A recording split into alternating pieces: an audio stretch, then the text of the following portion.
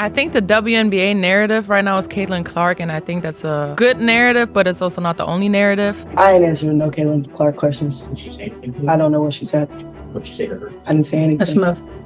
We're good. She's good. When you literally go on Twitter and you search Rookie of the Year, Angel Reese, it is like everybody talking about why she's not a good basketball player. Yes, okay, a lot of her rebounds are her own rebounds, but she's having a historic season just like Caitlin Clark is, and I think that she deserves a lot more credit than what she's getting. Can we stop? See, so that right there is part of the problem. Let's stop comparing her to Caitlin Clark. Like, let's not. I'm saying people are doing that. So I said she's having a historic season just like Caitlin Clark. Just because of one single game.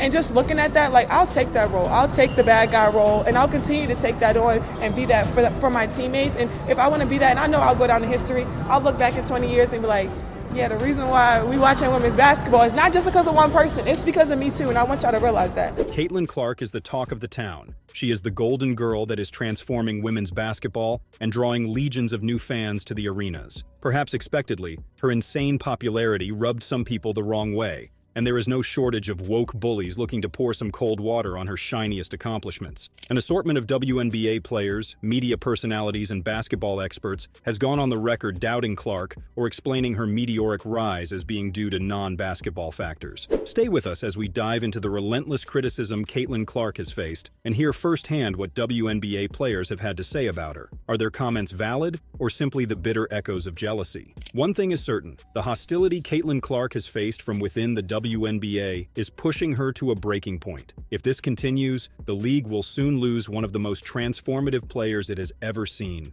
Stay with us as we uncover the real story behind the animosity and what it could mean for the future of women's basketball. Probably the most surprising is the amount of ill will towards Caitlin Clark among the veteran WNBA players, or at least some of them. The prevailing attitude seems to be that Clark has to earn her respect on the court, just like any other novice, and her college accomplishments and media hype might have done her a disservice. That was especially the case early in the season, before Clark found her footing and started to post impressive stat lines on a regular basis. Coming into the league, she was considered to be a bit spoiled and too soft, and some of the ultra-competitive women ballers were eager to send a message that nothing will be given on reputation. The hate hasn't been limited to words either. Many defenders have taken it upon themselves to attack Clark brutally, either to put an end to her dominant scoring runs or just to send a message. These weren't just strategic attacks, some of them were outright assaults with no other purpose than intimidation. The most infamous example came at the hands of Chicago Sky guard Chennedy Carter, who viciously clobbered Caitlin while they were waiting for an inbound pass. It wasn't a basketball play, it was an unprovoked attack.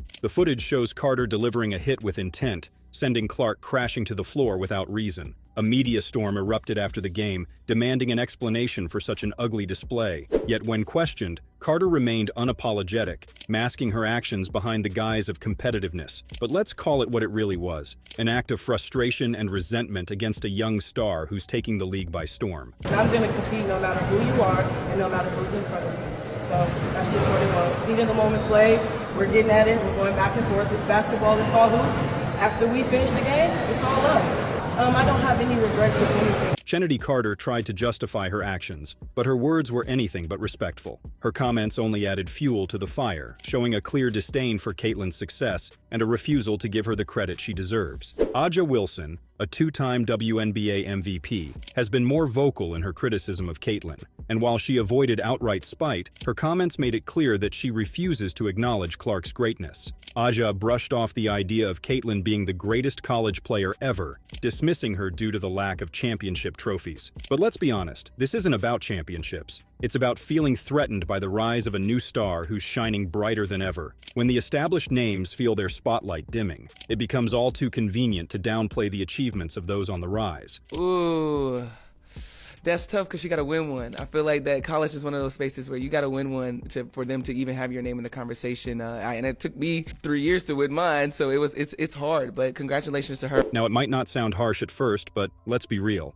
there's more than a hint of jealousy in the way Caitlin Clark's star status is dismissed. Caitlin has an undeniable history of success in the NCAA tournament, leading Iowa to back-to-back national championship games, only to lose both in heartbreaking fashion. It's not about logic or fair competition. This is about a rising star whose accomplishments are being undermined by those who can't handle her meteoric rise. When Clark and Wilson inevitably clash in next season's WNBA, we'll see if Wilson can live up to all that talk. It's not just the active WNBA players taking shots at Caitlin. Former players have been piling on too, often feeding into the media frenzy to keep themselves relevant, especially when it means throwing shade at Caitlin. Since they have nothing to lose, these retired players are often even more shameless, trying to deny Clark the accomplishments she has fought so hard for. Take Lynette Woodard, for example. The former NCAA scoring record holder for women couldn't help but let her jealousy show when commenting on Caitlin surpassing her record, attempting to discredit Clark's achievements in a way that's as petty as it is transparent. My record was hidden from everyone for 43 years. I don't think, I'll just go ahead and get the elephant out of the room. I don't think my record has been broken because you can't duplicate what you're not duplicating. So unless you come with a men's basketball and a two-point shot. Compare that to Kareem Abdul-Jabbar, who congratulated LeBron immediately after he broke his NBA scoring record. For some reason, it seems harder for older stars to accept Caitlin Clark as a legitimate force in women's basketball, so they construct ridiculous charges to somehow relativize even her statistics. Woodard didn't have a real reason to sound this bitter, and she showed bad form towards a fellow basketball player. People who are paying Caitlin Clark are also known to relativize things when it suits their interests. A lot has been made of the fact that Clark's base salary for this year is in 5 figures, which is shocking after she had one of the richest NIL deals in college that easily had 6 zeros. It's pretty much a consensus that Clark is currently grossly underpaid as one of the faces of the league, but WNBA Commissioner Kathy Engelbert doesn't seem to agree. Caitlin has the ability to make up to $500,000 just in WNBA wages this year. So, of course, they're just looking at a base which is collectively bargained. And actually, it's low because she's the #1 pick. She'll make a little more than that. But she also has millions and millions of dollars of endorsements. One would think that the money Clark makes from endorsements is not something she owes the league, and that the benefits reaped by WNBA by Clark's decision to turn pro are worth much more. Of course, the boss has to reinforce the company line in a public interview, but from her answer, it appears that Engelbert really doesn't understand what all the fuss is about. WNBA is not doing a solid job promoting Caitlin Clark's stardom, and the financial benefits have mostly been directed towards the league rather than the player who is responsible for the sudden spike in revenues. Other voices in the media acknowledge that Clark is at the center of the league's newfound resurgence, but even then, there are some head-scratching moments. One of the best examples of such behavior happened on the Pat McAfee Show, a wildly popular sports talk program hosted by the former NFL kicker, who thrills his audience with a direct, no-filter approach. However, Pat McAfee certainly crossed a line when he was discussing Clark's stature within the current rookie class.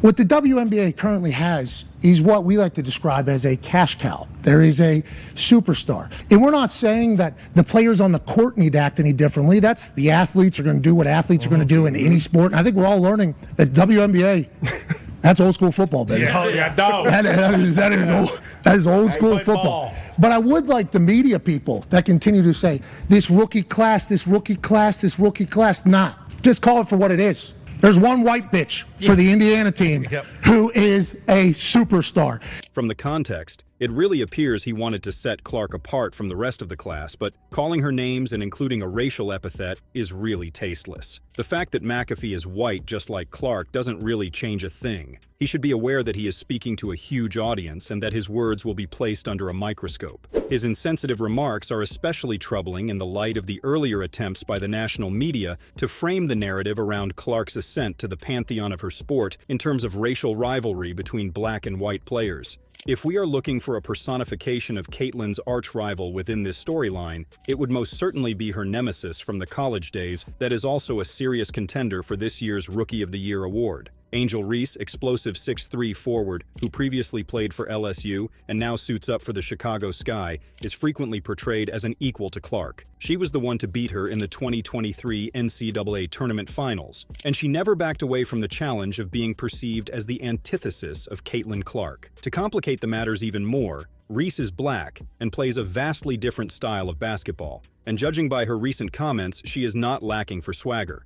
And just looking at that, like, I'll take that role. I'll take the bad guy role, and I'll continue to take that on and be that for my teammates. And if I want to be that, and I know I'll go down in history, I'll look back in 20 years and be like, yeah, the reason why we watching women's basketball is not just because of one person. It's because of me, too, and I want y'all to realize that. While she never explicitly mentioned Caitlin, it's very clear who that one person that Reese was referring to really is. Their basketball battles have continued in the WNBA, where both rookies are piling up big numbers. Two emerging stars performed amazingly in their head-to-head matchups, with all 3 games between Chicago Sky and Indiana Fever this year being very dramatic and fought to the last minute. However, one of these meetings also featured a flagrant foul on Clark, committed by Reese, that included a direct hit to the head. Online commentators have seized the opportunity to debate which of the stellar rookies has the upper hand in this budding rivalry. While most of the conversation has been reasonable, there are instances when the opinions have been obviously partial. A great example of this color-based approach was provided by the retired WNBA legend Cheryl Swoops, who is black. Swoops is open about supporting Reese and went as far as to rationalize the hard foul as a normal basketball play. It's the clip they want to post because they're going to get all these likes and reposts, but that's a basketball play. She hit her in the head, so of course it should be upgraded to a flagrant one. Refs looked at it, they upgraded it. Can we keep playing basketball? My thing is, like, every time Caitlin gets fouled, we can't make it seem like she was assaulted. Such rhetoric ignores the fact that somehow it's always Caitlin who is ending up on the floor in rough encounters, like the ones with Chennedy Carter or Angel Reese. This is sometimes explained as a byproduct of her physical build and a lack of toughness. However, it's possible to view these arguments as thinly veiled racial stereotypes, taking us back to the old black versus white trope that used to be very prominent in men's basketball a few decades ago and still rears its head from time to time. As far as commenting on the impact of racial identity on American sports, there are no more widely respected authorities than ESPN's talking head Stephen A. Smith. Despite his penchant for bombastic quotes delivered in his typical, highly animated manner, Smith was pretty even-keeled when providing his opinion about the contrast in styles between Clark and Reese. Here is his take on this complicated and contentious issue. So you could say it's race. I don't think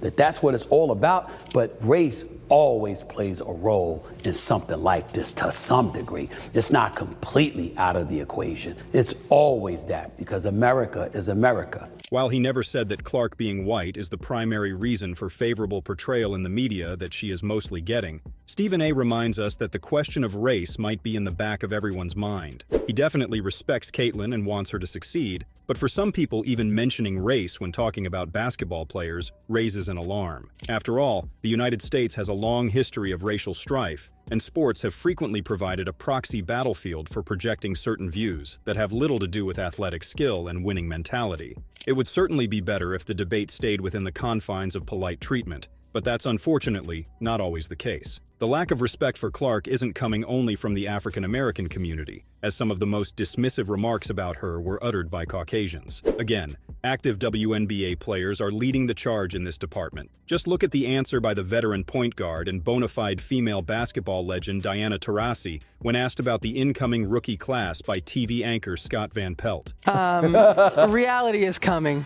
Okay.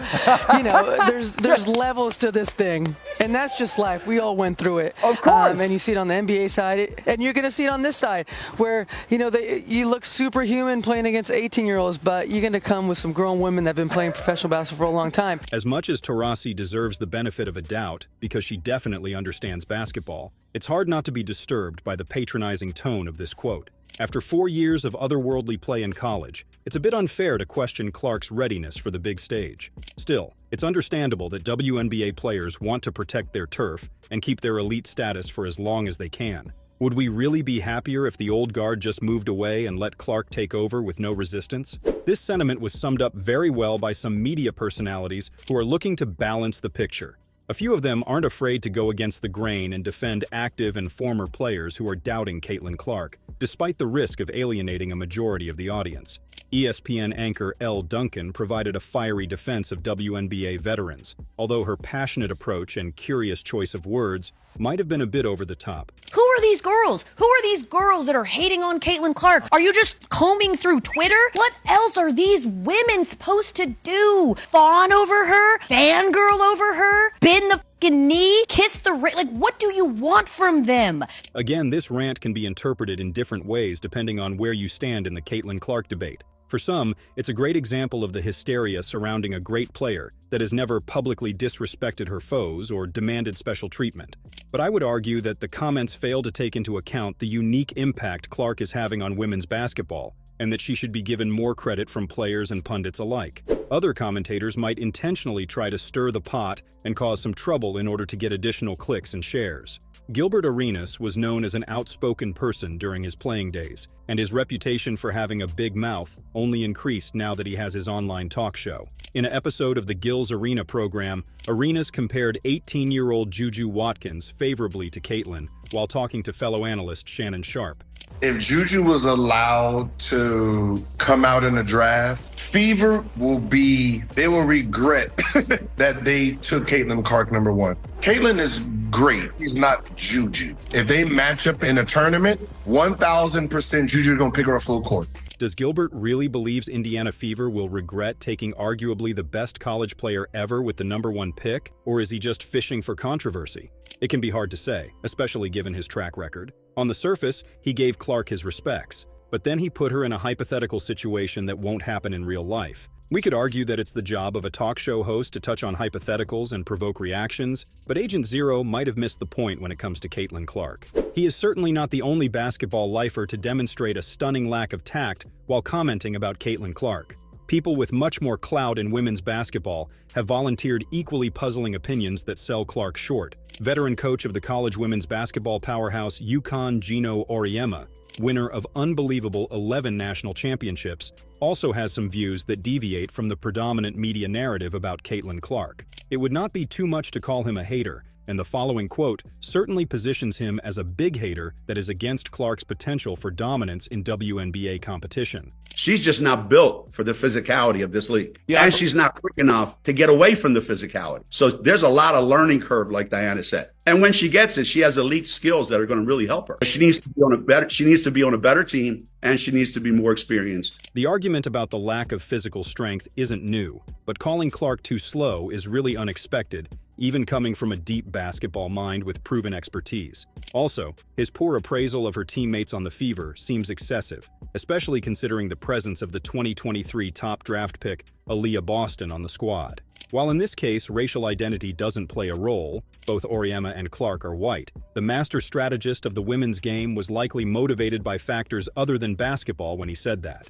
It's impossible to ignore that the most hurtful comments about Clark are usually personal in nature. The thesis that Clark is only popular because of the color of her skin and her traditional Middle America background has been repeated in many places and left a permanent trace in the media discourse. One person has shouldered most of the blame for the prevalence of such a view, and that is none else than Jemele Hill, former ESPN host who is always on the front lines of racial struggle, for better or for worse. We would all be very naive if we didn't say race and her sexuality played a role in her popularity. While so many people are happy for Caitlin's success, including the players, this has had such an enormous impact on the game. There is a part of it that is a little problematic because of what it says about the worth and the marketability of the players who are already there. Hill was quoted in a Los Angeles Times article that also features a few other experts who gave their 2 cents and tried to contextualize Clark's viral fame that just keeps growing. The intention may not have been bad, as the article seeks to identify the factors that contributed to her meteoric rise and evaluate the state of affairs in women's basketball. However, most Clark's fans were insulted by the insinuation that she is undeserving of her status, and that she was singled out solely due to her race and sexual orientation. Thus, Jemele Hill was accused of race baiting and earned the reputation of being one of the biggest Caitlin haters on the web right. Some may think it to be too harsh of a sentence, but Hill has no one but herself to blame for putting a foot in her mouth. As evidenced by all the disparaging quotes, Caitlin Clark remains a lightning rod for controversy and a Rorschach test for the attitudes of anyone who uses her name. She has been dragged into all kinds of discussions, ranging from comparisons of best players in the league to wider social issues such as the culture war between liberals and conservatives. To her credit, Caitlin skillfully avoids adding fuel to the fire, and is routinely praising the individuals who previously criticized her. She knows full well that it's impossible to make everyone happy, and focuses all of her energy on putting the ball into the hoop. That's a wise decision, since no amount of talk will shut down the critics better than consistent excellence on the basketball floor. Clark is mature beyond her years, and the way she responds to critical comments shows that she is handling the spotlight as well as anyone could have expected.